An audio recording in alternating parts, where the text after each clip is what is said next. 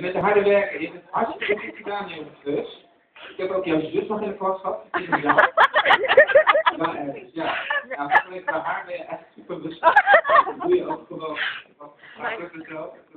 Ik dacht, we doen een man. Dat is een man. Maar nee, dat is helemaal niet je zus. Ja, echt gemakkelijk. Nou, je hebt het goed op first. Steeds niet plek in school. En mensen, dat zijn wel de dingen in de klas die je profielrechtstuk hebben gezien, die weten dat jij veel aandacht besteedt aan de grafische kant van presentaties. Dat jij een grafisch systeem in Rotterdam, opleiding media technologie gaat doen.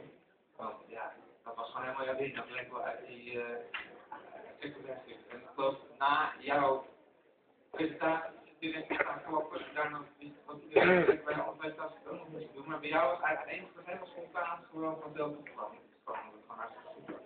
Nou, van harte succes daar.